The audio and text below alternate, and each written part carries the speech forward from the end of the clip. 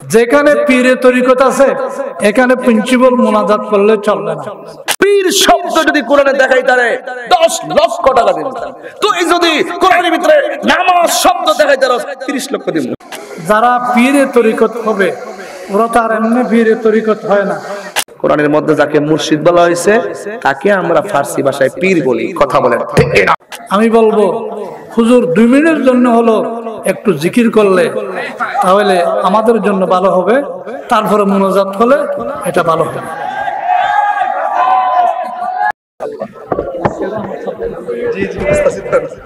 আমরা আল্লাহর দরবারে শুকরিয়া আদায় করব।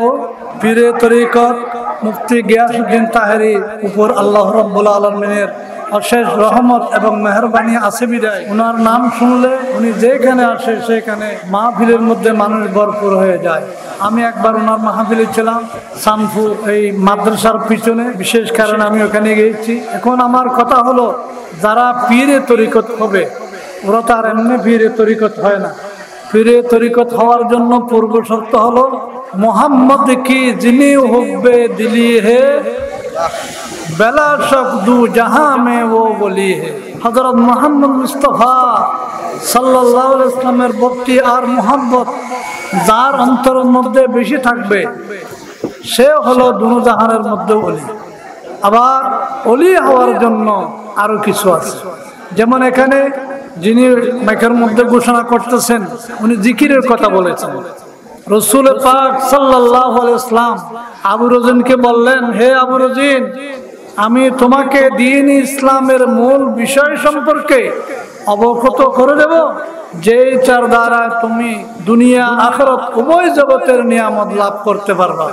এই কথা বলার পর রাসূল পাক বলেছেন, আলাইকুম বিমুজালাসাতে আহলা যিকির, জিকিরকারীদের অনুষ্ঠানে বসা তুমি তোমার নিজের জন্য আবশ্যক করিয়া নাও।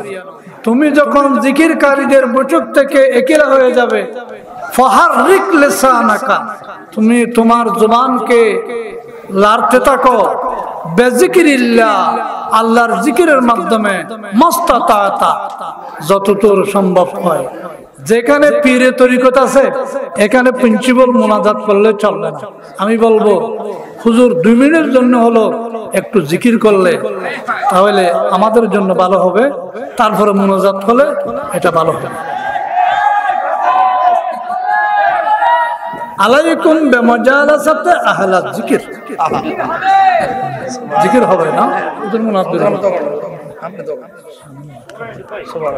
আমি অন্য সময় করব, আজকে চিন্তা করতেছি আপনি 2 মিনিট হলে একটু শুধু এমনি জিকির করবেন, তারপর মুনাজাত করবেন।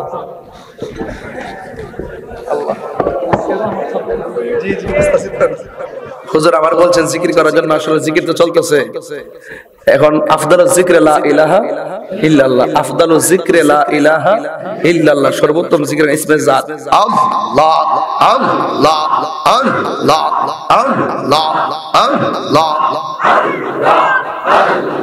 লা ইলাহা ইল্লাল্লাহ মুহাম্মাদুর রাসূলুল্লাহ সাল্লাল্লাহু আলাইহি ওয়াসাল্লাম।